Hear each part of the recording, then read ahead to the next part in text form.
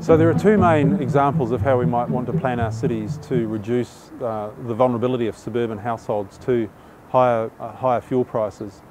One option is to make our cities denser and to locate new housing closer to existing employment and services, such as closer to the city centre. Now that's feasible, but in order to make a substantial change will take many years, given that in any given year we only add about 1 or 2% of our housing stock. So densification is an option, but it'll take probably decades before it has an appreciable effect on the structure of our cities and in turn on the vulnerability of suburban households.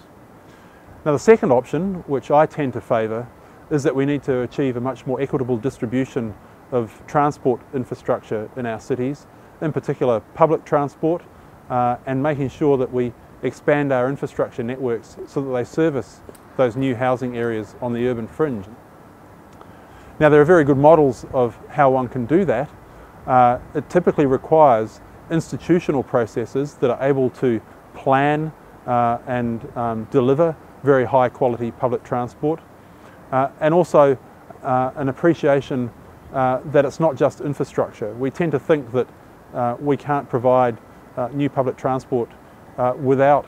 significant infrastructure investment. But there's a considerable amount we can do simply by improving the way we currently coordinate public transport, especially links between rail networks and bus services, and using buses as the feeders to rail networks in the outer suburbs.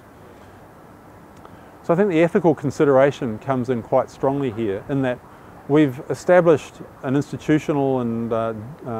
political process that over 70 years has become very good at delivering business as usual suburban forms of development.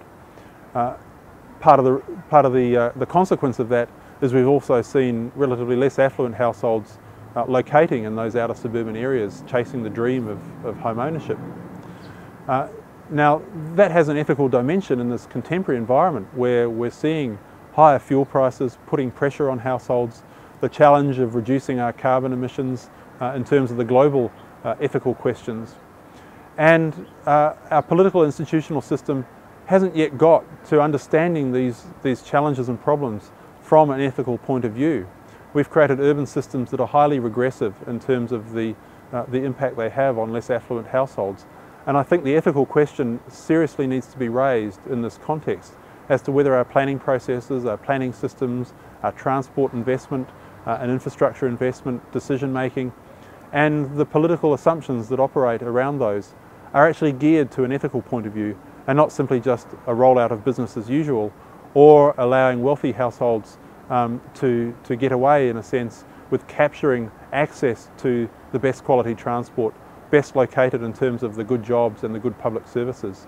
There's a real ethical lens that I think we can bring to bear on these challenges that would lead us to different kinds of solutions and earlier kinds of solutions, as I've talked about, in terms of the rollout of new public transport services, an improved urban structure that delivers employment and public services to suburban locations, rather than making households travel very long distances, typically by car, in order to access what really should, from an ethical point of view, be a right of all citizens within our city.